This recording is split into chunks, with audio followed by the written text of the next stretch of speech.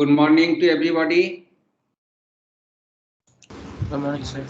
Good morning, sir. Good morning. Good morning, sir. Okay, I hope my audio is clearly audible to all of you, right? Yes, sir. Yes, sir. Yes. And Yes, also sir. I have shared my screen, right? I think you can see my screen. Okay. Yes, sir. Yes. Okay. So my setup is ready. So let's start. We are discussing descriptive statistics. And Sir, I'm hearing disturbances in the back. Someone else's microphone is off. All people should use their microphone. The disturbance is not from my side. It is if some of you can, unmute your microphone, then the disturbance or noise will come from your side. So I request all my students, please mute your microphone. Okay, please mute your microphone. Whenever you need to talk to me, then only unmute your microphone. After that, immediately you please mute. So please be muted. Yeah, so we have discussed in the last class arithmetic mean. There are few more means calculation also known in the field of statistics. Those means are called Pythagorean means because all three means definition came from the famous mathematician who was a very legendary person or mathematician in the field of geometry. So he is Pythagoras Samos. Possibly you know the famous theorem. It is called the Pythagoras theorem. We use this Pythagoras theorem to solve many problems in geometry. So these mean also defined by Pythagoras, and that is why they are altogether called Pythagorean mean. Today's lesson include geometric mean, harmonic mean, and then there are another measurements called the measures of dispersion. And finally, there is a visualization a bit. Now, today's discussion, initial discussion, so far the geometric mean and harmonic mean is concerned, you can take it as a lesson for the recapitulation because you possibly know the idea of geometric mean or harmonic mean. In addition to this recapitulation, you can take it as a little bit in-depth discussion of the geometric mean and harmonic mean, which we may know or may not know. So let's start first with the different mean calculation and the geometric mean and harmonic mean. We are already discussed about the arithmetic mean. I can discuss these means using only two data in a sample, say x1 and x2. So as you know, arithmetic mean is x bar equals to x1 plus x2 by 2. And then you see, actually, if this is the x bar, then the difference of a data from this mean, right? Or you can say the absolute difference from the mean and the data, so far the arithmetic mean is concerned, same, but it is only true for two data in a sample. Similarly, geometric mean is a ratio. So it is x1 by the geometric mean is equals to x bar by the geometric mean. So this is actually x bar is equals to root over x1 into x2. Similarly, for harmonic mean, as you can see, it is average of the sum of the reciprocals of the numbers. So this is alternatively can be termed as 2 by x bar, which is the x bar is the HM, is equals to 1 by x1 plus 1 by x2. So we can say the reciprocal of the harmonic mean is equals to the average of the harmonic numbers. That is also you can tell. Now here again, one interesting point you should note is that all means calculation is applicable to same sample, same data. Then question therefore that arises is that what are the way that the three means are significant, or rather we can see what are the usefulness of the three means calculation. First, we should start with the discussion about the generalization for AM, GM and HM calculations. Here we have discussed only for the two values in a sample, but your sample may consist of very large number of values. So how the AM, GM and HM can be applied? AM we have already discussed, right? How GM and HM can be applied to calculate their means. And then the usefulness of the different means, AM, GM and HM. And then we shall be interesting to know if there is any relationship among them or interrelationship. Okay, so in few, maybe 30 minutes or so, we shall try to get the answer to these questions. Now, geometric mean, it is assumed that the sample values should be non-zero, and it is applicable for at least one data in a sample. That means n should be greater than 0 and any xi should be non-zero. So it is actually the product of all the sample values and then taking the root, 1 by nth root of the product's values. So this is the definition of geometric mean. I think you know about it. Now, another thing also you can check that if we take the logarithm on the both side of this equation in 3.9, then you can see log x bar is equals to 1 by n and sum of log xi. So this is eventually is a mean of the logarithmic values of the data, and this actually the logarithmic values of the geometric mean. So this is actually the geometric mean definition and how you can calculate the geometric mean for n observations. N is greater than 0. N should be positive value, okay, not negative. Now obviously n is that number cannot be negative. Anyway, so this is the geometric mean. Now let's come to the calculation of harmonic mean. As I told you, so harmonic mean is reciprocal of the arithmetic mean of the reciprocals of observations. So it is 1 by xi, where xi is the ith values in the sample and 1 by xi is the reciprocal of the ith values of the sample, taking the sum of all the reciprocal, and if you divide this by n, so it is actually the average or the arithmetic mean, and then this is actually for the ungrouped data. But in case of group data, the formula is like this: I equals to 1 to n sum of fi. So this is summation of fi for I equals to 1 to n, nothing but the total number of, right, total number of elements involved in the observations, and then in the denominator fi by xi, where fi denotes the frequency of the ith class and xi is the mean of the ith class. So it is xi is equals to xi plus 1 divided by 2. So it is called the center value of the ith class.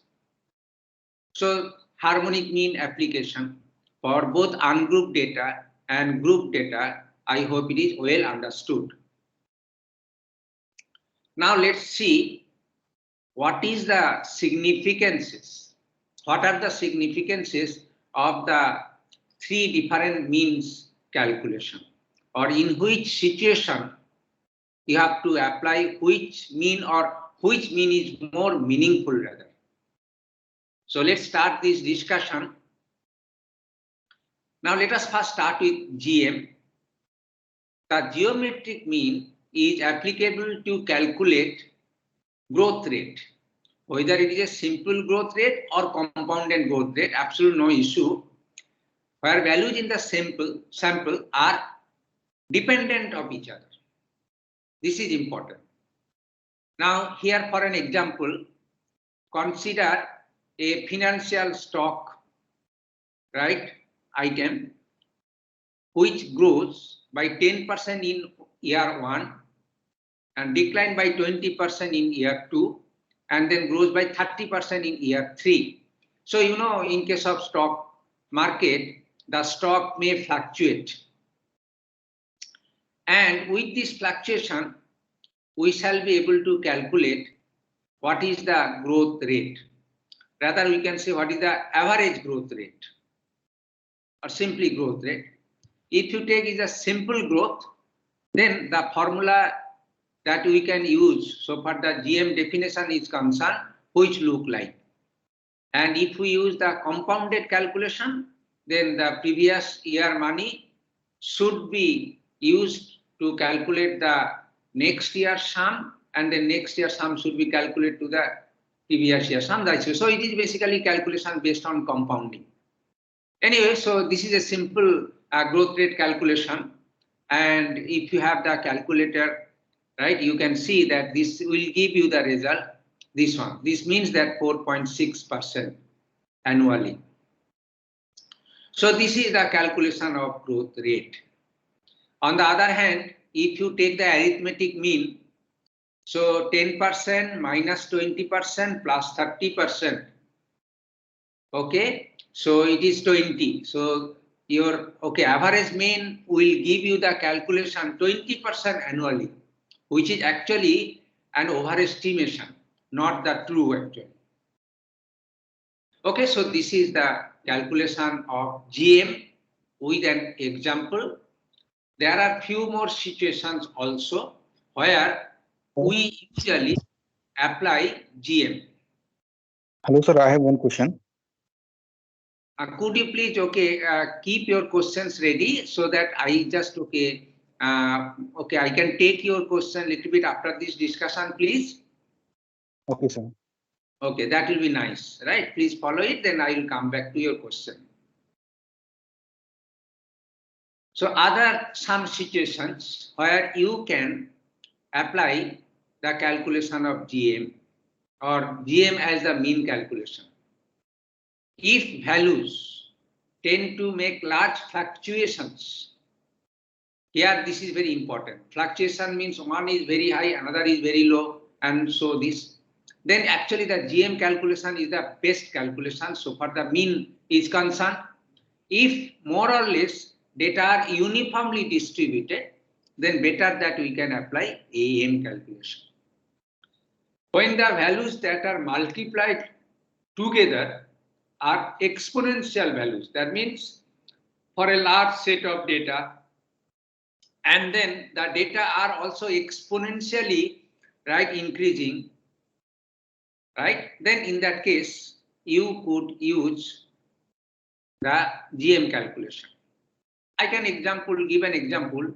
Statistical rates, that means the growth rate, of course, of human population in say 10 years or 20 years or like this. Now here you see the data that is in a sample is dependent on the previous year. So obviously the first rule that I told you that if it is dependent on the previous data or all the data are follow certain dependencies, then also, and here also so if the growth, the population growth is actually exponential in nature. So in this case, we should apply the GM calculation to learn the mean of the data. So it is actually data summarization, or it is called the central tendency. That means what is the center of the data. So this will give you the perfect calculation of the center. Okay. Now here one thing you can, you may be surprised that why geometric mean is called geometric. Okay, if I ask you why arithmetic mean is called arithmetic, you know it is an arithmetic form, just sum divided by total number. So it is an arithmetic calculation. So that is why that mean is called arithmetic mean. And geometric mean is called geometric because the basic root of this mean is geometry. Actually, as I told you, Pythagoras is a famous mathematician in the field of geometry. That is why he gave the name and we oblige to that name. And that is why this mean is called geometric mean. Actually, there is no relation of this mean calculation to any geometry in fact. So this is the application of GM. Okay. Yeah. Now, okay. One of you asked question. Could you please, ask your question now? Yes, sir. Sir, we have two mean, arithmetic and geometric mean. So, which will give the exact central tendency in a particular problem? That means which factors we have to consider to choose either geometric mean or arithmetic mean? Yeah, that is what I'm telling you. I'm telling you. See, if your data samples, those are given to you, if you arrange them, right? Say it is an order. Then if they are uniformly distributed, then you see your mean will be located at the center of the data. It is at almost middle, right? But on the other hand, if it is exponential distribution, as I told you, then you see the mean, it is actually should be at the perfect center. It is not the middle.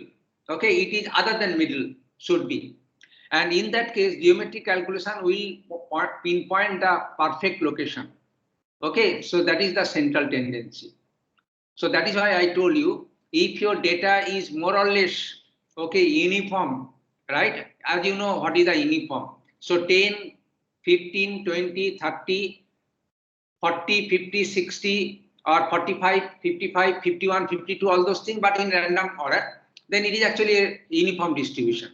But one is 10, another is 500, another is 5,000, and like this one, there is not that non-uniform, right? So in that case, geometric mean is more applicable than the arithmetic mean. Hello, Okay, sir. sir, got it. Yeah, thank you. I will come to that Hello, discussion, okay, in more details later on. Let us first finish the other Hello, sir. mean calculation. Hello, sir. Yes, please. Sir, why the data should be dependent in geometric mean calculation? No. It is not that why. It is if the data that is given to you are like that. It is not that. Okay. For the previous, say for example, in the finance organization, in a financial organization, so say some fund that you have invested. So fund, you will give some return. And you know, so consecutive, say after 5 years, what will be the expected return if you want to calculate it? So expected return means the mean value of this one, right? And then this is actually, right, if you see the return will be dependent on the previous year's value. If it is a compounded growth rate, for example. So return will be dependent on the previous year's values. And then next year return also depend on the last year values and so on so on. So there are some dependencies. Apart from these dependencies, I told you fluctuation. So there will be ups and downs in the result. So in that case, geometric mean is advisable. Okay, sir. Okay, now let's come. You may have many more questions. Absolutely, I'll encourage to take the questions. Right? Please, keep on noting the questions, and then at the end of the discussion, we can have more discussion on this. Now let's come to the HM. It is the harmonic mean. As I already told you, it is a reciprocal of mean of sum of reciprocals. You know reciprocal means it is if n is the number, its reciprocal is 1 by n. Now, so far the application of HM calculation is concerned, it is in general used in the averaging things like rates. I can take an example. So suppose you want to calculate the speed of a car given duration of several trips. Here, for example, a car in first 1 hour travels 60 kilometer per hour. Okay, it is 1 hour travels in the speed 60 kilometer per hour. Rather, in next 2 hours it travels with a speed of 90 kilometer per hour, and in the next 3 hours it travels with a speed of 80 kilometer per hour. So it is like this. So there are different trips, and for the different trips, the different speed it has followed like this one. Now let's calculate. We can, okay, given this data, we shall be able to calculate both AM and HM. But AM calculation little bit, if it is the speed, and the definition of speed is distance by time.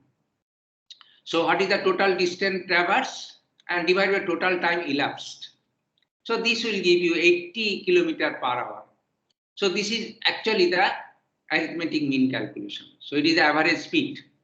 Now again, average speed according to harmonic mean will be obtained the formula that I have given you, F1 plus F2 plus F3 divided by F1 by the rate, F2 by rate, F3 by rate, and which is actually the calculation you can take, your calculator, you can find 78.5 kilometer per hour. Now here, incidentally, two results are more or less same. Okay, but it is not actually the same if you can try with some other more dispersed data.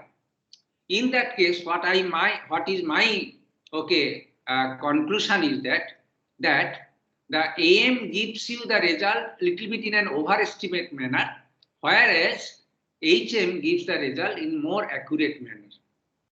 So if rates are given, that is also another hints or tips.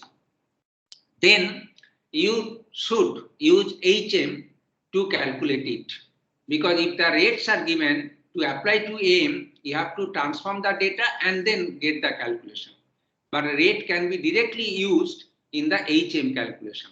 So this is a bit hints that you can think. And weighted HM, it is also applicable if you have given a sample with n number of data, say x1, x2, x3, xn, and each sample data are with weight W1, W2, W3, then the weighted HM can be calculated, the formula that you can see in this slide. So this is the weighted HM. Now how this weighted HM is applicable? Let us consider an example. This is the example again from the stock or from the financial calculation. Consider two firms, financial organizations. One has a market capitalization of $100 billion and earnings for a year, say, of $4 billion. So in this case, for this firm, the price earning ratio that you can calculate, it is $25 billion. Or it is actually not unit, it is the ratio is 25 because ratio does not have any unit. So it is the price earning ratio is 25 in this case. And another firm with a market capitalization of 1 billion and earnings of $4 million. In this case, you can calculate price earning ratio is 250. So these are the characteristics of two firms. Now consider one problem. So suppose you want to invest, right, some money to these firms into stocks, and suppose your assumption is 10% investment in the first firm and 90% investment in the second firm. Now, what will be the price earning ratio of your investment? I hope this question is, this is a very typical and then very general questions so far the stock and investment is concerned. Right, usually many tools are there which you can use to calculate if then the scenario, and that is actually the brokers are doing actually. Anyway, so it is a 10% and 90%. Now I can just have a calculation. Again, I can use both average mean. The average mean calculation in this case, as you see, 1%, 10%, and then per price earning ratio of, so far the first term is concerned, it is actually weighted average mean, and then 90% multiplied by the price earning ratio from the second firm. So this will give you the result 227.5. It is the price earning ratio. Okay, that means if you invest $1, it will return 227.5 times of the return. It is like this. So for the another calculation using weighted harmonic mean, because here weights are involved. So weight is the amount of money, and then rate is also involved. Here actually price earning ratio is nothing but rate. So this result of according to weighted HM give you 131.6, the price earning ratio of your investment. So here again two calculations, but it is observed in real life is that the HM gives the more realistic calculation, whereas arithmetic mean or average or simple mean gives you a little bit overestimate estimation calculation. So here again I am telling you why it is like this. Like is that whenever the rates are involved, the growth rate, actually it is nothing but the growth rate, is more pronounced with the harmonic mean, not the simple mean. Okay, so this is the application of the different means. Now I would like to extend the application in some more real life situations so that you can understand these are. So these are the basic understanding about the different means and their applications. I hope you have understood it. But okay, for more understanding, I just want to give one more business data application, a data analytic application that you can think about it. Now let us consider a scenario that a sample which includes two things, namely observation and range, right? So this is the one, right? Typically you can consider the rainfall data. Now rainfall data, a sample rainfall data will be with observation and range. What is the range and observation? Say suppose you have considered the D1 days data and then rainfall, say it is in millimeter, is R1.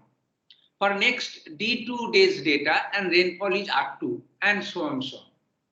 So this is a sample data describing the rainfall for a certain duration. And from this data, we are interested to find the mean rate of rainfall.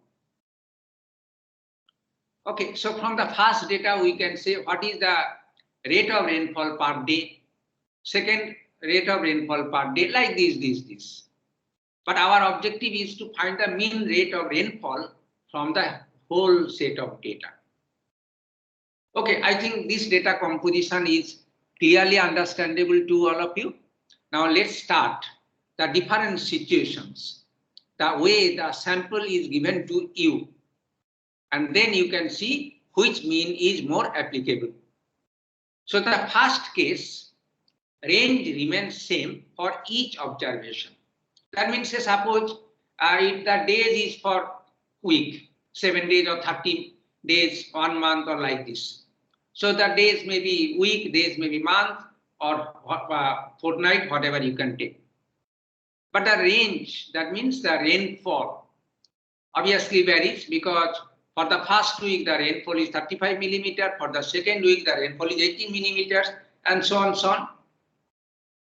So this is the one case. So here having data about amount of rainfall per week. Now let's consider another sample related to the rainfall data again, but in the different form. It is like this. Ranges are different, but observation remains same. That means we will take that, what amount of, so 50 is the rainfall in millimeter, but for how many days? Okay, so first 50 millimeter rainfall occurred in 1 day, next 50 millimeter rainfall occurred for 4 days, and so on, so on. So this is another situation of the sample data. Now let us consider another situation. This situation is like this. Ranges are different as well as observations are also different. Here, for example, in first 5 days, the rainfall occurs 21 millimeter. In the next 3 days, the rainfall occurs 34 millimeters, and so on. Now, so these are the 3 different cases that I have discussed. Now let's come to the calculation of mean rate of rainfall. Here is the rule of thumb that I advise you to keep remember. When the range remains same for each observation, then apply AM, arithmetic mean. That is simple. N, the total number of days, and is a sum of total number of rainfalls. So 35 into 7, 18 into 7, plus 22 into 7, like this. So XY is the total number of rainfall in a week, like this one. And then N is the total number of days. 7 plus dot dot dot. How many weeks are there? So this will give you the calculation. The right calculation for mean rainfall, it is the mean rate of rainfall, arithmetic mean. Now next is case 2. When the range is different, but each observation remains same. Here you see the 50 rainfalls occur in first 1 day, the next 50 millimeter rainfall occur in 4 days. So the range is different. So in this case, actually the rate. So the rate you see for the first phase rate is you can calculate. For the second phase rate is, so rate is given to you actually. So here you can calculate the mean rate of rainfall using HM, and which is equals to N divided by I equals to 1 to N, 1 by Xi, where N is the total number of data that is given to you, and Xi is equals to Ri by Di. Ri by Di, it is actually the rate of rainfall. Okay, so this is the HM calculation. Now next come to the GM. Here the GM calculation, where the both observations are different as well as range are different. So there obviously a lot of fluctuations are there in this data, and also the data, now this is actually right. And then we could calculate the mean rate of rainfall applying GM. So I equals to 1 to N, where N is the total number of samples. Data in the sample, Xi, and it is a 1 by nth root, where Xi is Ri into Di. Okay, so these are the 3 different cases, right? And is an example that I told you. And usually the data that will be given you, that means sample that will be given you in this form, if it is like this, then these are the rule of thumbs that you can think for calculating your means. And so 2 discussions, discussion in 2 situations. One, the data is a simple, your sample is a set of values, and other where a sample consisting of observation as well as range. And in the 2 different situations, mainly these are the 2 situations that where you have to apply to the mean calculation, that you can think about it. Now few important points that you can note it. Let me tell about what are the important characteristics. We have discussed 3 different means calculation. In fact, all these mean calculation, arithmetic means in disguise. They are eventually arithmetic mean, or each mean calculation follow the additive structure. That means if you have only adder or addition, that is enough. Although if you see in arithmetic mean calculation additive, in case of geometric mean it is product, and in case of harmonic mean inverse or reciprocal or essentially division. But all those things can be calculated in an additive way. Now let's see how. Say suppose you have given a sample of n values x1, x2, dot, xn. Then the procedure, that means arithmetic means is, okay, if you have the program or function to calculate arithmetic mean, actually using this function, you will be able to calculate geometric mean, you will be able to calculate HM like this one, harmonic mean like this. So what is the step I am telling you? Transform each xi into some yi. I told you what sort of transformation that you should think. So this is the first thing. Then taking the arithmetic mean of all yi's and then transforming back to the original scale of measurement. So the reverse transformation. So these are the three steps. Now let us consider with the example that you can think about. For arithmetic mean, no transformation is required. Your xi will remain the yi. Arithmetic means simple, okay, sum of all yi's, which is vice versa xi's, and it will return y bar. And this y bar is same as x bar because there is no transformation or a simple transformation, or only the equality is the transformation. Now for the geometric mean, the transformation that you should consider as a logarithmic value of the sample data. So take yi is equals to log xi for each xi. So this will convert into some different set of values. Take the arithmetic mean of all yi's to get y bar, and then take the inverse transformation. That means the mean can be obtained as an anti-log of y bar. So e y bar. And you know, so this is the arithmetic mean function that you can use. But before that, you transform the data, and after that, you transform the result. That's all. So here is also arithmetic mean calculation is involved. Now for harmonic mean, transformation function that you should consider is reciprocal or inverse. Y equals to 1 by xi. Take the arithmetic mean of all yi's to get y bar. That is the mean, arithmetic mean result. And then inverse transformation is x bar is equals to y 1 by y bar because it is the inverse. So inverse of the mean, arithmetic mean, it will be your harmonic mean. So they are actually the same mean calculation, but in a different, okay, transformation if you follow actually. So all mean calculations are applicable to a set of data in a sample, whatever the sample that is there, but the result will give different significance so far the characteristics of the sample data is concerned. In general, it can be observed that for the same sample data, if you apply AM, GM and HM, this kind of inequality hold good. AM is greater than or equals to GM is greater than or equals to HM. Now again, you can note that if your sample contains all values which are identical, that is the invariant set of data, then AM, GM and HM gives the same value, same result. Apply AM to find summary mean when data are in a normalized form, that means uniform. GM to find growth rate, and HM to find summary mean when the data are not normalized. So this is the what is called the key point that you should keep in your mind, and that's all so far the different means calculations are concerned. Now we are discussing about. Sir? Yes, please. Sir, can you go back to 3 previous slides before? Okay, tell me the slide number. 53. This one. No, sir, 53 slide number.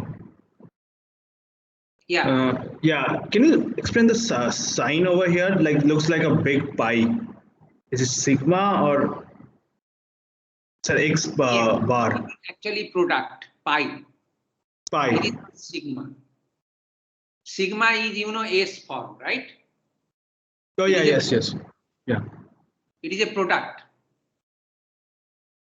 So x, okay, Ri di and then product of all of them. That's what it means. Yes. Right.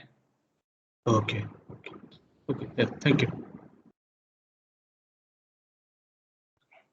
we are discussing about data summarization.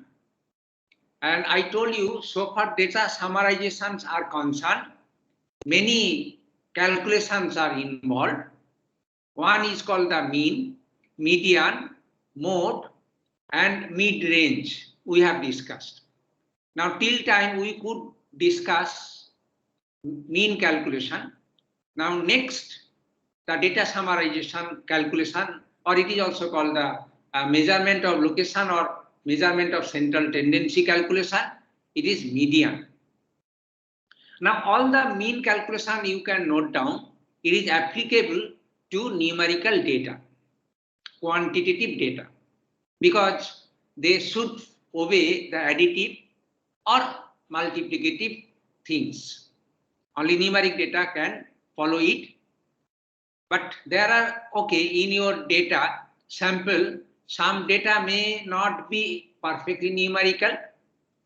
There may be ordinal. If your data is either numerical or ordinal, then another calculation that is important to find the central tendency, it is called the median calculation. Now let us, I hope you know what exactly the median calculation is there.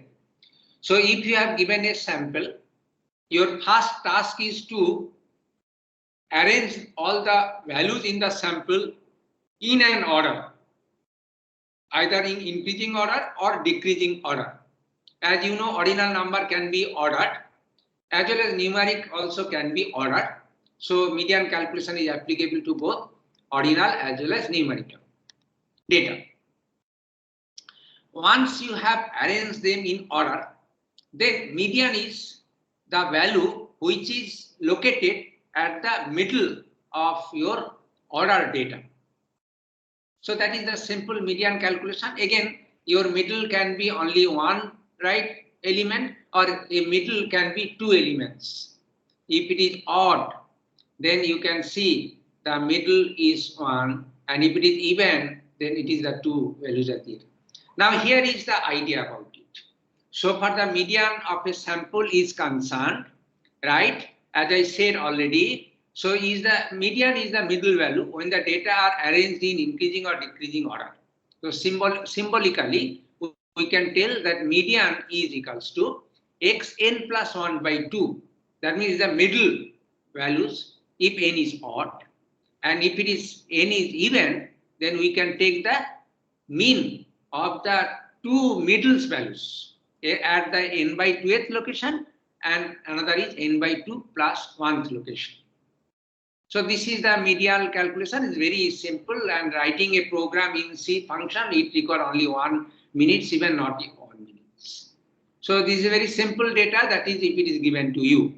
Now I'll discuss about the group data, how we can calculate the median calculation also. Now, before going to switch to it, now, okay, say suppose, okay, this median calculation, okay, if I ask you the question in that way, so far this arithmetic mean or geometric mean or even harmonic mean calculation, whether they follow the algebraic ways or distributive ways or holistic ways, which one? So your answer is that they should, okay, follow the algebraic ways as well as the distributive ways. Okay, so it is actually all mean calculation is then algebraic, what is called the approach. But here, if you see the median calculation should be holistic approach. That means if you have all data set together in one sample like, then only you will be able to calculate the median. So neither distributive nor algebraic is suitable to calculate it. However, there is again a okay, typical question usually asked by your right. Okay, whenever you have to appear interview or somewhere there, they ask that you have given 3 samples, 1, 2, and 3. The different number of elements are there in the samples. one sample consisting of m number of values, another n number of values, and p number of values. And all samples, the data are in random order. Can you conclude the mean, or can you conclude the median of all the data belongs to all the samples? Yes, you can tell. I can do it easily. I will make only one sample, merging all data from the 3 samples. Then fine, I can use the median calculation in a holistic way. Yeah, that is okay, but it is a, okay, you know, it is not an intelligent answer. It is a brainless answer. So what is the good answer will be, right? Or maybe that you will be asked to tell the memory constant computing environment. That means I want to calculate median where I should not store all the data from the samples to store the larger data in a larger memory space. I should not allow you to do that because your memory will not permit to do that, because your sample data is itself very large and there is no memory that can accommodate to hold all data from all samples together. Then what will be the idea? Okay, so keep on thinking. I raise this question, right? And you can keep on thinking. This is a, okay, brainstorm. I should not say it is a brainstorming question rather, but anyway, if you can think, then definitely you will find an idea. Now let's come to the discussion of median of a group data. Again, I should not go into the detailed description of the formula, how it, right? In any statistical books, right, you will find this calculation which is well exercised. In many books, the only formula is given because this formula matters, but how this formula is derived, this is, okay, lengthy discussion, but it is beyond the scope of this class. So median of a group data is given by this formula. Formula is shown in the equation 3.12. Now there are few calculations are involved, L, N, F, CF, H. Now let's see what is the H. Now in this calculation, first you have to select a class which is called the median class. A class is called median class if its cumulative frequency is just greater than n by 2. And you know cumulative frequency, which we have already discussed, okay, in the context of one data, right? So, and then sum of all cumulative, okay, the last value of the cumulative frequency is, okay, is the total number of data in the sample, which is n. So you have to just, okay, hit that class whose cumulative frequency is just greater than n by 2. There are maybe many classes whose cumulative frequency greater than n by 2, but only just preceding the class. Okay, so this is the median class. And if your class is not of equal, right, size, then you should take H is the width of the median class. So I assume that all classes are of equal size, so H is the width. Now N is sum of all the frequency values, is a group data, so I equals to 1 to n, Fi. And Fi is the frequency of the ith class. And n is the total number of groups, small n. CF, the cumulative frequency. The total number of samples is equals to n. And here L is the lower limit of the median class range. So L can be obtained if you can identify median class. N by 2 can be obtained easily from the group data that is given to you. CF, the cumulative frequency of the median class actually, right? At which the median class is. And H is the range of, okay, size of the class. And F is the frequency of the median class. So if you apply this formula, it will give you the result of the median of a group data. Now, I will not be able to illustrate with example. Again, I advise you to follow any books. There are a lot of illustrative example will be there. And I will put certain tutorial material so that some problem will be given. And if you have the calculator and this formula, it is just a matter of time to get the calculation of median. So this is the median of a group data. Now let's come to the mode calculation. Mode calculation we usually apply to find the central tendency or measures of location if the data is neither ordinal nor numeric, rather it is absolutely nominal data. Categorical data, nominal only. As you know, nominal data is represented by only the symbol or labels. So here you have given the labels and you have to find the mode. Anyway, I'll give an example. Let's see here 1, 2, 0, 3. There, just consider the labels. Now here again, I'm telling you all these labels represents how many wickets are obtained by a bowler in say in 10 test matches or 10 one-day matches. So here in the first match, 1 wicket, in the second match 2, in the third 0, 3, 2, 4, 1, all these things are there, right? Now again I am telling you, so mode is also applicable to both, but in particular it is applicable to nominal data. So mode, it is there, right? Mode can be applied for any type of data, of course, but for nominal data it is only the mode is applicable. No median, no mean. Now here the data can be little bit pre-processed. So here the pre-processing is that how many 0 levels are there, how many 1 levels are there, how many 2 levels are there, how many 3 levels are there, how many 4 levels are there. So this is okay. So total number of levels that is possible maybe 10, because the maximum number of wickets that can be there, 10 wickets, whatever it is there. So in this context of data, only 5 different level values are there, 0, 1, 2, 3, 4.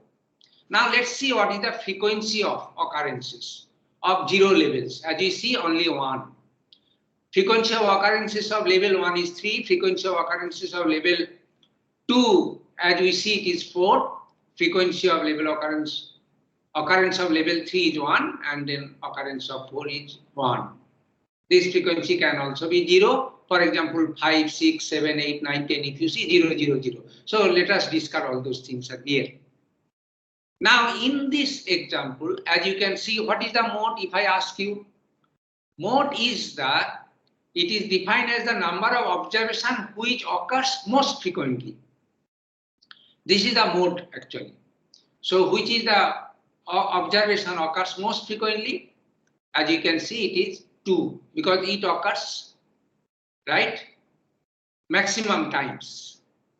Yeah, it is also quite possible that maybe 1 or 3 or all also occurs 4 times. Then in that case, your mode will be 1, 2 or 3. It is not that average, because average calculation so far the level is concerned not applicable. Okay, your mode is all 1, 2, 3 in that case, or 1 or 2 or 2 or 3 or 1 and 3, whatever you can say. So it is the mode. Okay, so this is the mode calculation. And let's see the group data. Group data means here observation and range both will be given. In this case, again, like the median calculation for group data, you consider median class. In this case, you have to first identify modal class. What is the modal class?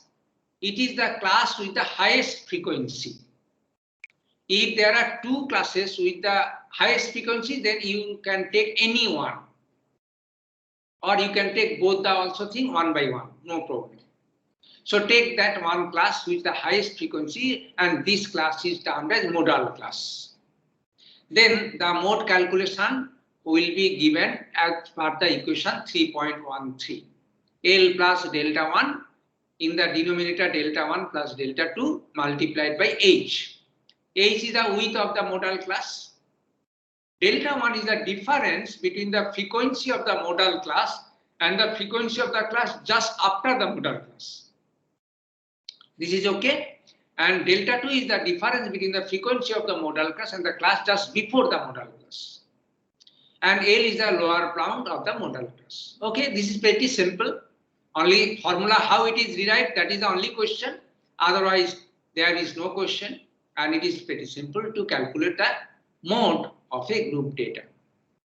So you have learned about how the mean, median, mode can be calculated, and these are the calculation or measures. So for the location or the central tendency of the given data is concerned, and this is one very simple procedures, but you know it is widely used. You cannot get rid of this calculation whenever you have to do data analytic activity.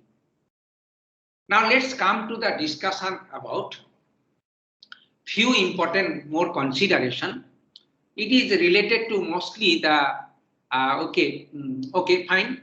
Now here the data distribution I just want to talk to you. I was talking something while I was telling that okay, AM calculation, GM calculation, all this. I was also talking uniform distribution or non-uniform distribution, whatever it is there. So actually here the sample data that can be that can be manipulated, that can you have to manipulate them, can be of different categories. There are mainly three categories that we can tell. One is called the symmetric data. So two categories rather, symmetric data and skewed data. But the skewed data can be of two. It is a positively skewed data and negatively skewed data. So if your data is symmetric, then fine. If it is not symmetric, then it is skewed. If it is skewed, then it can be either positively skewed or negatively skewed data. Now let us consider these three things, how you can do it. Let us consider there is an M observations. And for each observation, there is actually values V1, V2, Vk dot dot, right? Different, right?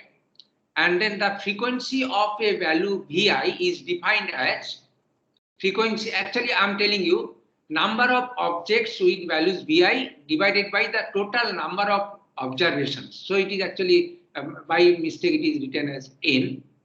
So it is like this, okay? Now I can tell you, one example I can tell you so that you can understand, okay, this is little bit, okay, formal definition. Say suppose you have considered 100 families into your radar.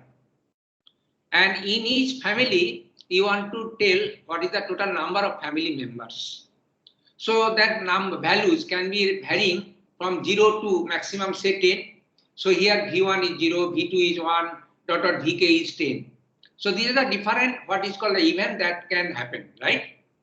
So far a family members in a family is concerned. Now, so out of 100 families, you can find how many families are there with only 0 family members, 1 family members, and Vk number of family members. So it is just like, okay, out of 100, so V1 number of this one, so V1 by 100, so V2 by 100, Vk by 100. So this will give you the frequency of occurrence.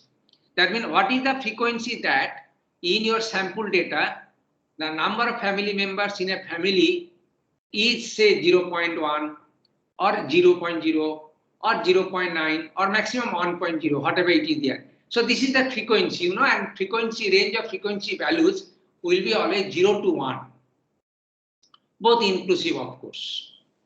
Now here, to understand whether your data is symmetric data or skewed data, so better idea is that you can plot the data. One axis, the horizontal axis can be the frequency of occurrences of each events, and in the vertical, horizontal axis. Okay, so vertical axis is the frequency of the values, and the horizontal axis you can consider the number of what is called the values or the different values there or different events. So in x-axis, okay, V1, V2, dot dot Vk, and along y-axis the frequency of each Vi. So definitely, if you have given the data, let's say simple data, right? Then that kind of one curve can be obtained. So here is the curve look like. If the data is symmetric, perfectly symmetric, then as you see, the data distribution will be just, it is called the bell shape like. And this is also called the normal distribution. Now here, along y-axis, the frequency is plotted. Along x-axis, the different values of the sample data is processed. Okay, and the range of the values will be decided by the total range so far the x-axis plot is concerned. So this is the symmetric data. And in case of symmetric data that is given to you, you can quickly check it.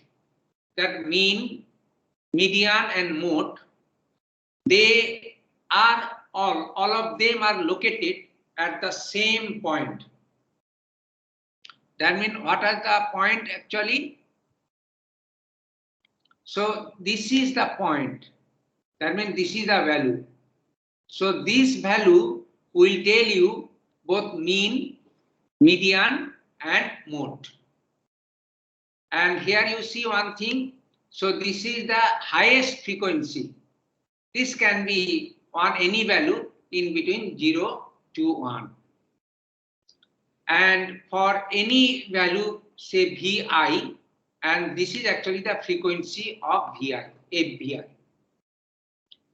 And so it is the symmetric because it is just like a mirror image so far the middle thing is concerned. So this is the characteristics of the symmetric data. Now obviously you can understand that if it is not symmetric, then it is the skewed data. So skewed data is not like that. Okay, it is not just like a bump, right? Or it is not like a bell shape. Rather it is different. So here is the idea. So this is the one kind of skewed data, and it is called the positively skewed data. So here, so far the positive skewed data is concerned, this is obviously the mode because it is the highest frequency occurrence. So always top is the mode. And this is the mode values. This is actually Vi occurs maximum time. Now, median will follow the mode. So it is the medial value, okay? And then this is the median value, it is there. And then mean will be like this one.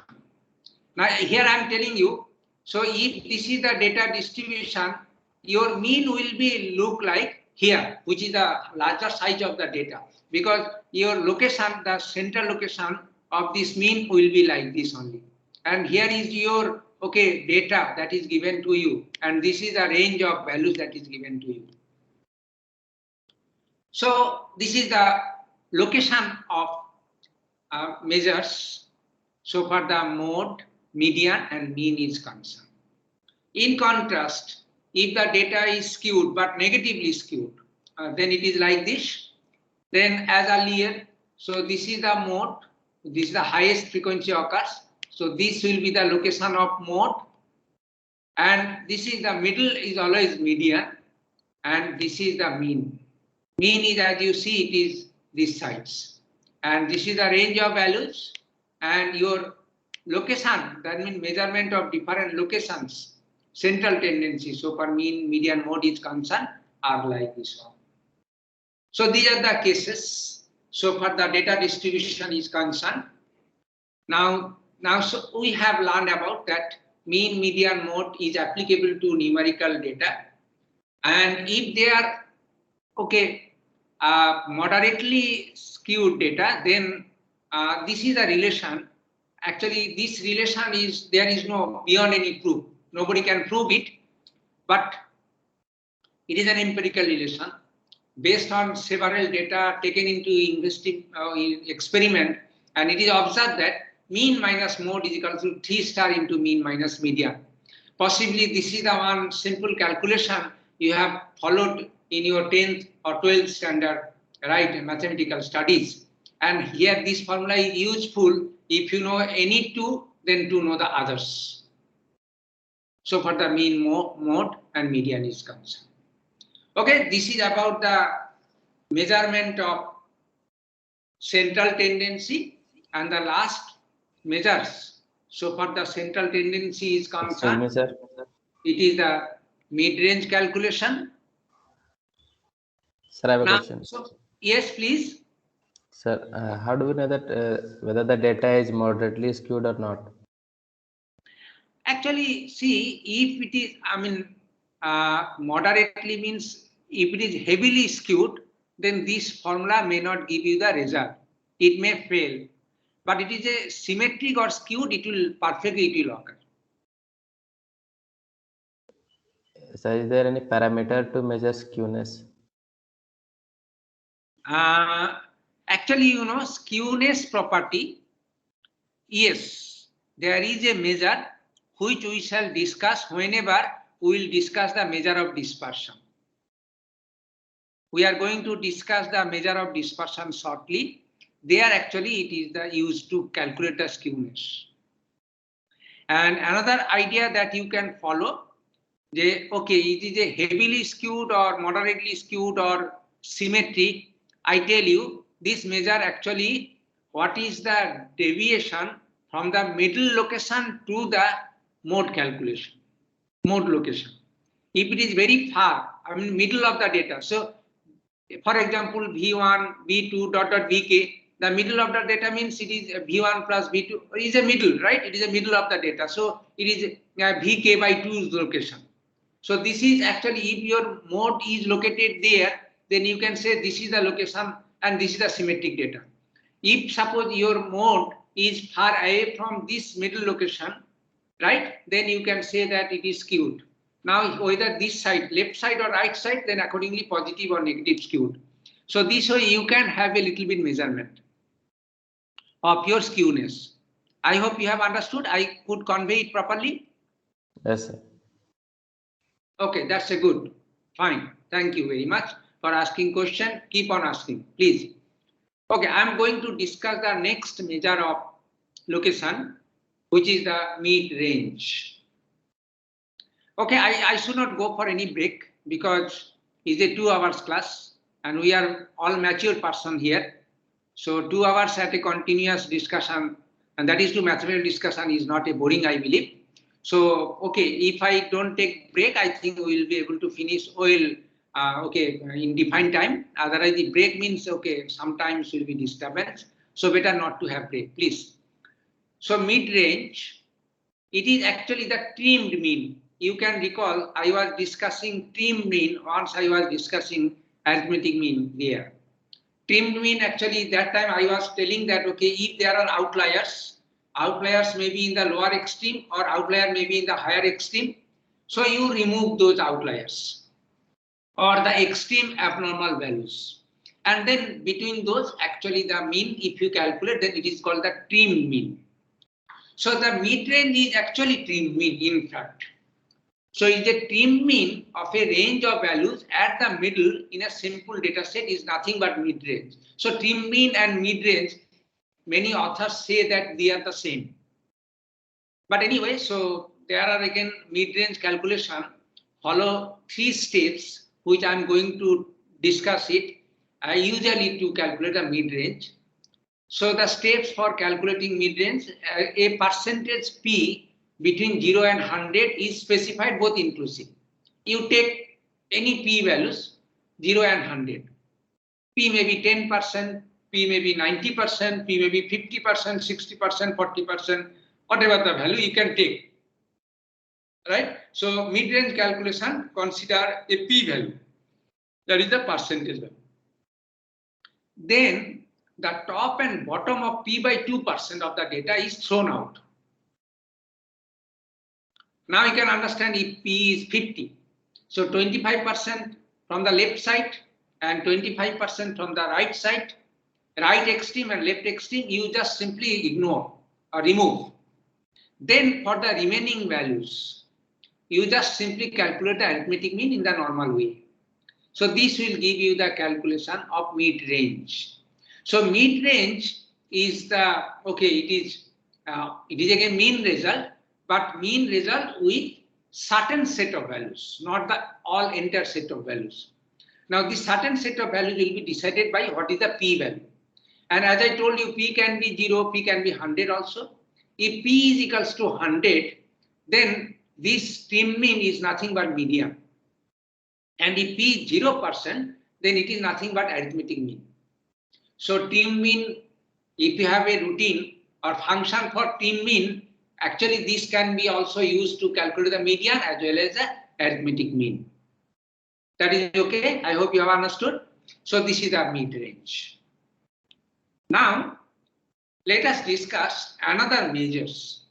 This is the measures of dispersion. Now we are discussing the summary measurement. Definitely mean calculation for the summary measures is very well accepted and very popular, but it has certain limitations. So for the summary measurement is concerned. This is because from this summary measurement, some points are not highlighted or some points are not clear or specified. Now let's see what are the points which usually the data analytics engineer can miss. So for the summary of measurement of summary is concerned, and that is also by means of mean calculation. The location measures which we have discussed so far are far too insufficient to understand data. Now this is the one comment from the statistical book of Walpole that he has given, and this is because it can give some view but not the entire view of the data. Another set of commonly used summary statistics for continuous data, it is actually applicable for continuous data, are the measure of dispersion. Actually this to address the insufficiency so far the measure of locations are concerned. So there are two different measures, one measures of locations and measure of dispersion. A dispersion measures the extent of spread of observations in a sample. Now here one important point is the spread of observation. Now mean will give you a central tendency, but another observation which is missed from the mean is that what is the spread of the data. Now what is the spread of the data means? There may be two set of data that is given to you which can give you the same mean value, but they may have the different what is called the spread value. Now let's see what is. I will give an example to understand this concept better. Now first let us know what are the different techniques for measuring dispersions. There are many: range, variance and standard deviation, MAD or mean absolute deviation, AD or absolute average deviation, and one very popular measurement, it is called the IQR, interquartile range. Now let us first consider what do you mean by the measure of dispersion or the spread of dispersion. Let us take this as an example. Now suppose the two companies, one is Limca and another is Coca-Cola. They usually do the bottling of the cool drinks.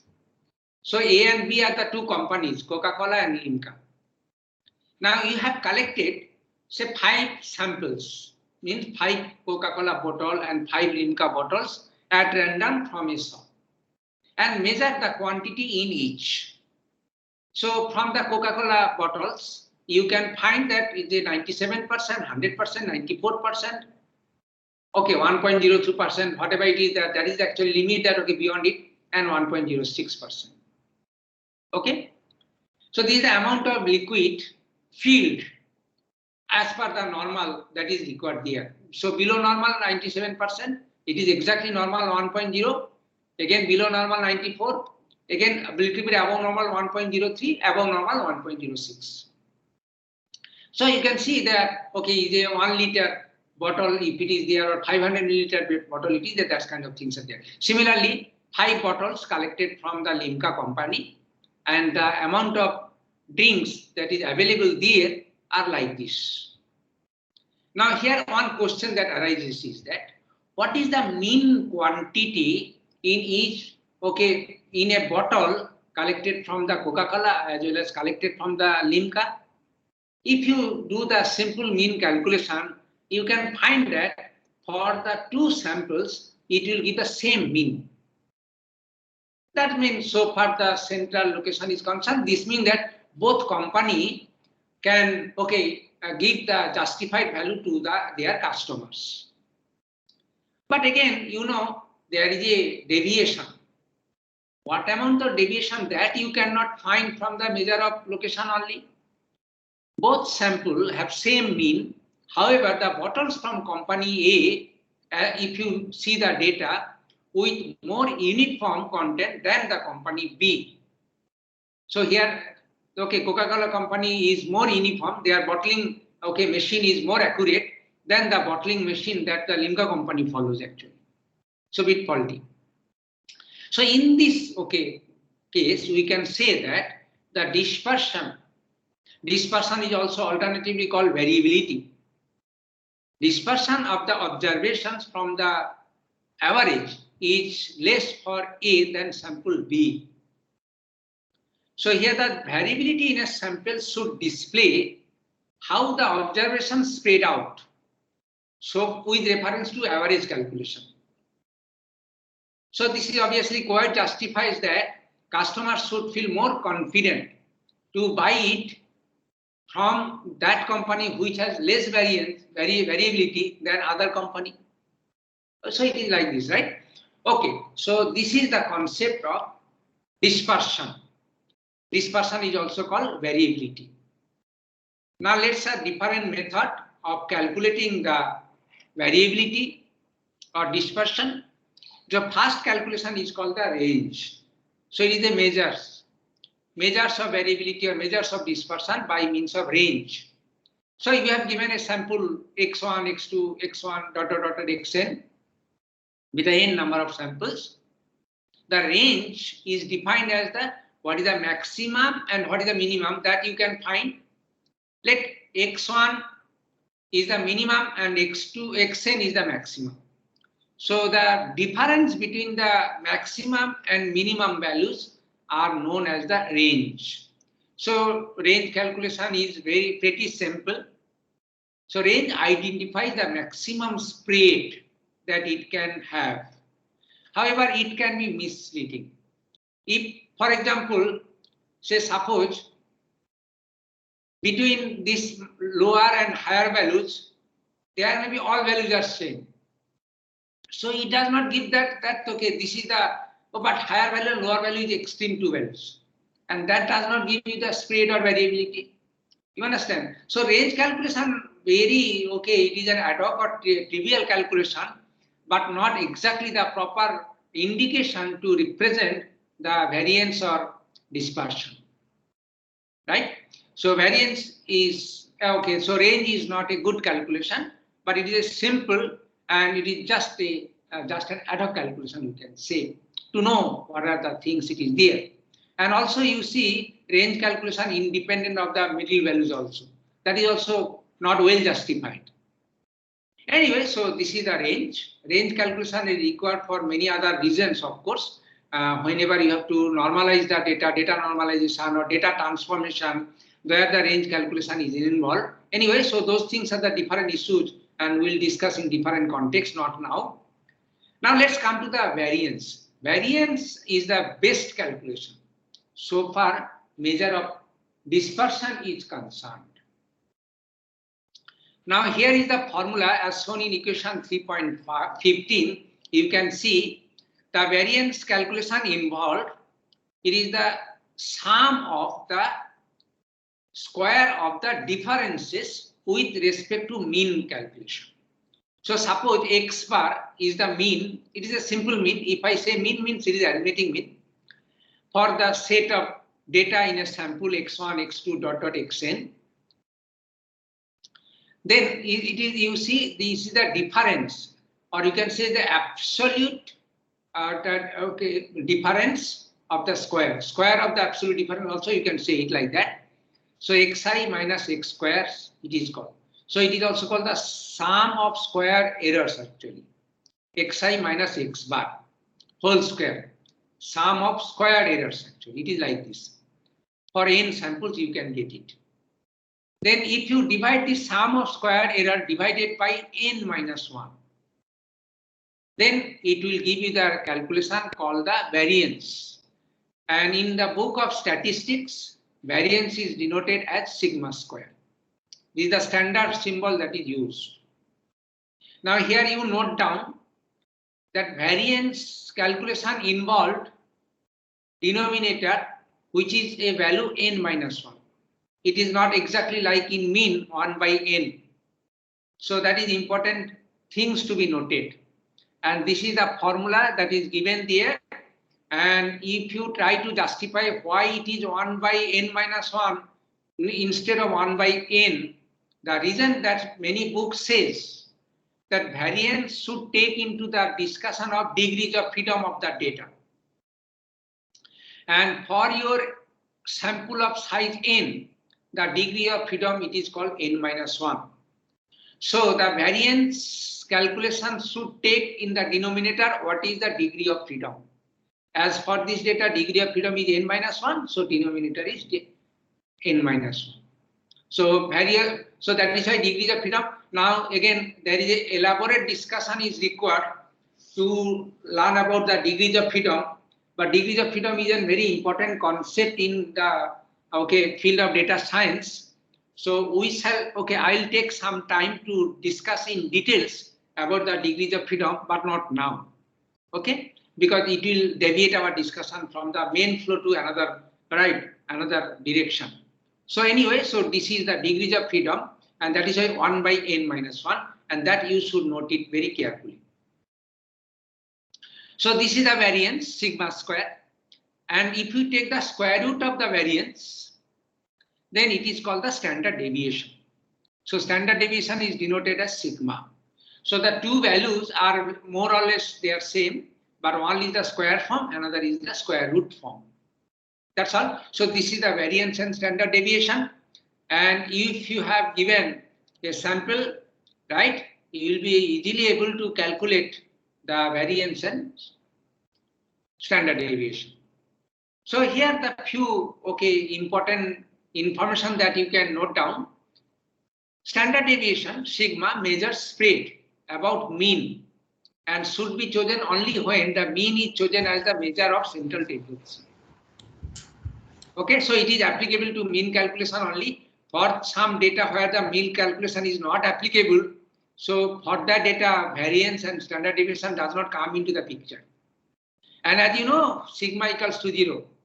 Can you tell me what is the case then when sigma equals to 0? There is no spread. So no spread means all data are of identical values. When observation have the same. Otherwise, this sigma is always a positive quantity greater than 0. So these are the few essential properties. Now again, another terminology that is in context of variance or standard deviation come in the book of studies, it is called the COV. COV is called the coefficient of variation, or simply it is called the CV or COV. In many books it is written as COV, but here I have written CV, stands for coefficient of variation. So it is actually the formula, it is sigma by x bar into 100. And from this expression you can know what is the meaning of this one. It is actually x bar is a mean, and with reference to x bar sigma, that means what is the percentage variation. That means how many values are highly spread with reference to mean, and that is the percentage location actually. So it's a percentage measure of spread, we can say. Or also it is called the ratio measures to spread. I can tell you one example so that you can understand this concept more clearly. It is a statistical measure, coefficient of variation of the dispersion of data points in a data series and around the mean. CV equals to P% implies that standard deviation is P% to that of the mean of a sample. That means so many percentage of data are so far the standard deviation is concerned. Now I can tell you one example of application of CV. Suppose consider three firms, F1, F2 and F3, and so there is a series of what is called the amount of data that these three firms can produce. It is called the return provided by the firms, right? Whenever a customer invests some amount, they will return some money, and that is the amount of returns, and that is your sample data you consider. Okay, and obviously from the 3 firms you can have the 3 different samples, and that is the data that is given to you, and then you have to tell your customer that, okay, which firm is more reliable, that means more consistent. So here this CV calculation come into the picture. So we can calculate the data that is given by the firm F1 and CV calculation, CV F1, CV F2, CV F3. Now the CV actually tell that volatilities by risk in comparison of return expected from investment. So it is risk by expected return. That is actually CV so far the return from the firms are concerned. So it is a volatility by expected return. Now tell me what is the expected return? It is just mean calculation. So in the denominator it is the mean, and volatility means how much fluctuation. That is the risk, and that is 100. So this is essentially the CV calculation that you can have it, and then the company which has the less value of CV is more preferable, because so far the consistency is concerned, that firm is more consistent, and the firm which is more risky, right, or volatile, that means more inconsistent, they are not good in favor of customers' investment. So this is the example of CV. And okay, so we have understood about the variance, standard deviation, and then CV. I just want to skip it. It is a very simple formula. Okay, you can check it. This is one property lemma that is a whole good for the variance and standard deviation calculation. It is there. Okay, anyway, now let's see the mean absolute deviation. This is another measurement of dispersion. It's very pretty simple. The idea is that you have given a sample x1 to xn, calculate the mean value, simple arithmetic mean. Take the absolute difference with reference to mean, x1 minus x bar, absolute difference mean only the magnitude, xn minus x bar, only the magnitude. And so this will give you some set of positive values. And then if you calculate the median of this set of positive values, it will give you the MAD calculation. So mean absolute deviation, MAD. Like MAD, there is another absolute average deviation AD. The formula is pretty simple like the other. It is only take the average of the absolute difference of the values. So these are the 2 different calculation of dispersion. Okay, so usually people can take it. These are the calculations which are easy to calculate or simple so far the computation is concerned, and they also give an indication about the spread also.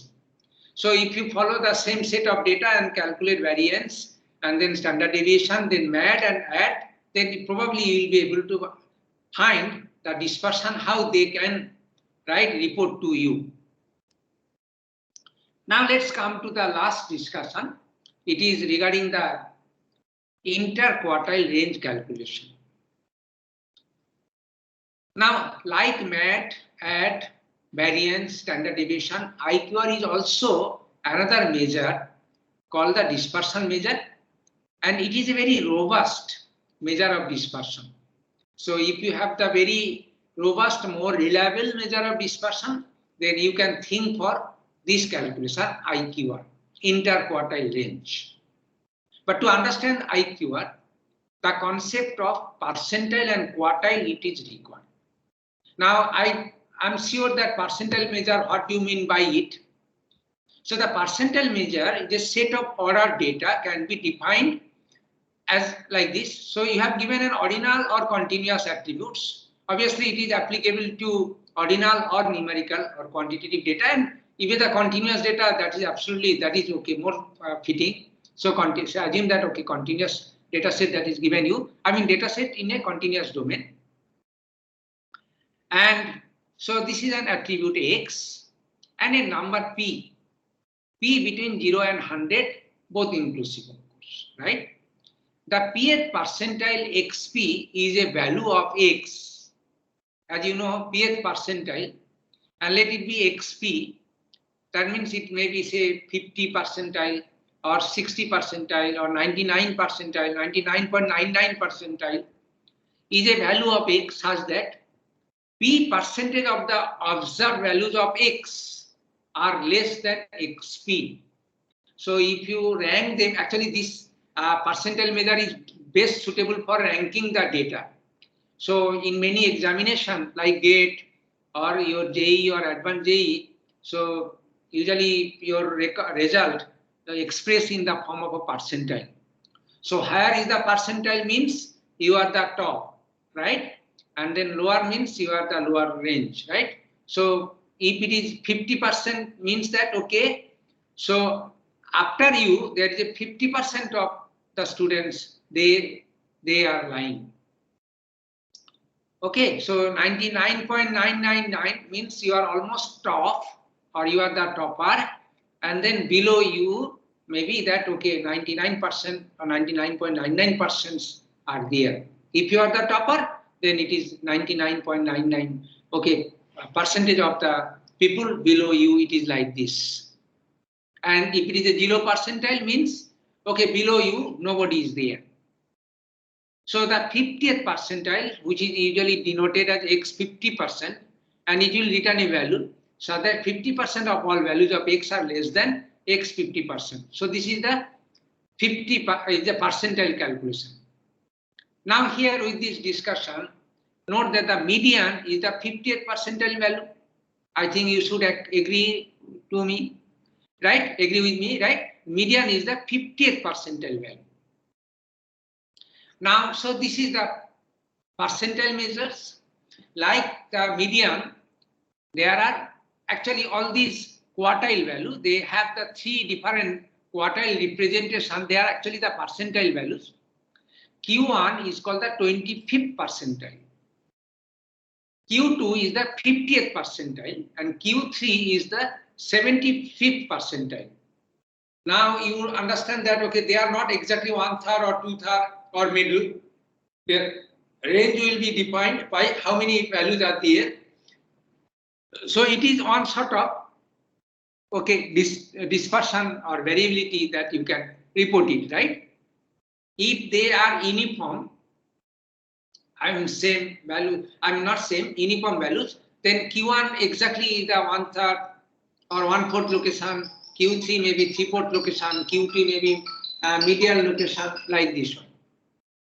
Okay, so it is like this. So now quartile values or quartile measurement has the 3 dissemination. One is Q1, which is the 25th percentile, Q2, which is the 50th percentile, and Q3, which is the 75th percentile. Okay, so these are the, okay, quartile means Q, okay, Q2 can be considered as a center of the data, right? And these are the indication of center, spread, and shape of a distribution. Now, the difference or the distance between Q1 Q3 is a simple measure of spread about that data, which gives a range covered by the middle half of the data. This distance or difference between Q and Q3 is called interquartile range or IQR. Therefore, IQR is equals to Q3 minus Q1. And of course, IQR may be 0 if Q1, Q3 equals to, that it means all the same set of data are there. Otherwise, it is a positive. So IQR is a positive range, like other variants and others also. So this is about the IQR.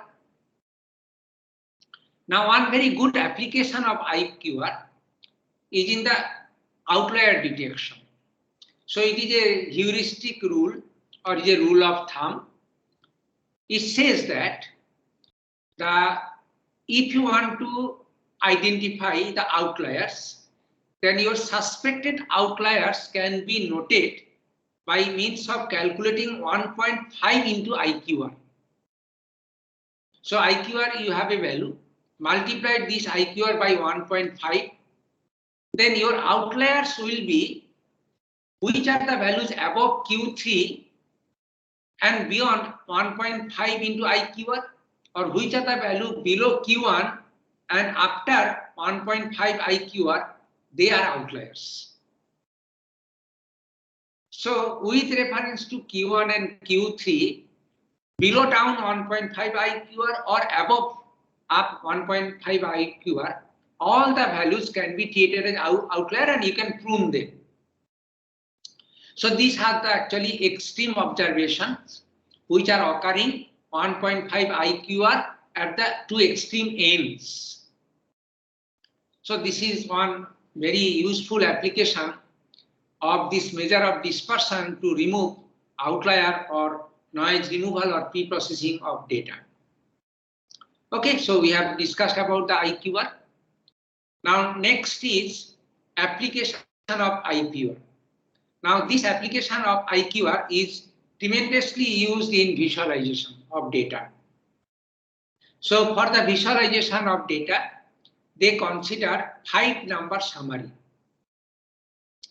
Now here you see Q1, Q2 and Q3 together gives many meaningful information, but it missed one information about the endpoints of the data. What is the endpoint? Endpoint means what is the minimum value, what is the maximum value. So from this Q1, Q2, Q3, this is missing. So in order to include all these missing information, rather in order to make the complete summary of the shape of your data or data summarization, they also include minimum and maximum in addition to Q1, Q2, Q3. And all these three measures, minimum, Q1, Q2, Q3 and maximum, altogether it is called the 5-number summary in data summarization thing. So median is Q2, first quartile Q1, 25th percentile, third quartile Q3, 75th percentile. The smallest observation is the minimum, the largest observation is the maximum. Now there is a very popular plot. This plot is called the box plot. Box plot is a very popular graphical view of a data distribution. And typically a box plot which look like this. Now in this box plot, as you see, this is the maximum spread and this is the minimum. Then this is actually your range of values from this to this one. So this range of value, your maxima, your medium occur at this point. So this is the medium. So here Sir, I'm skewed, more symmetric. And here is the Q3, there is the third quartile.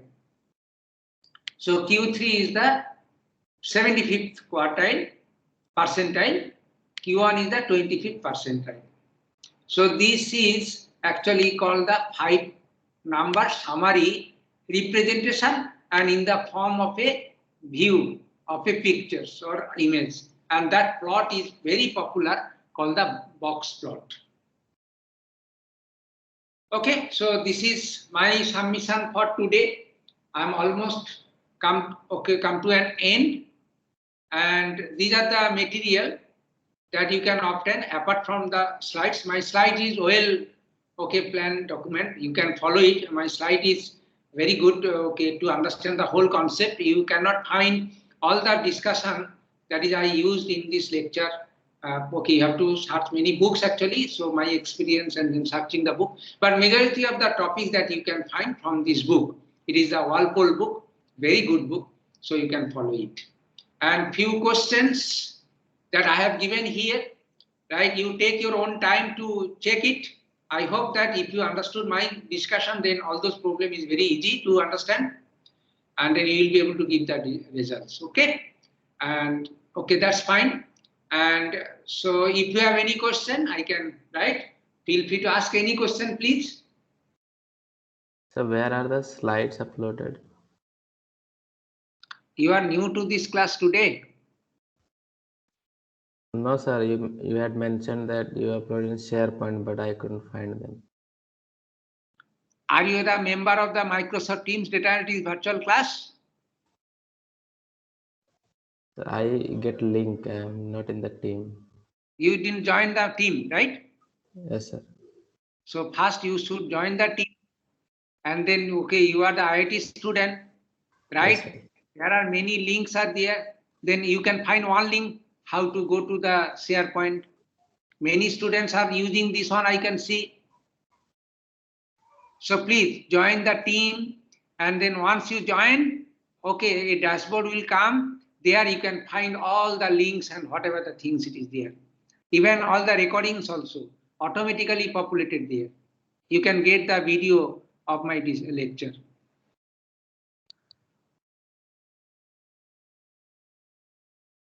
Okay.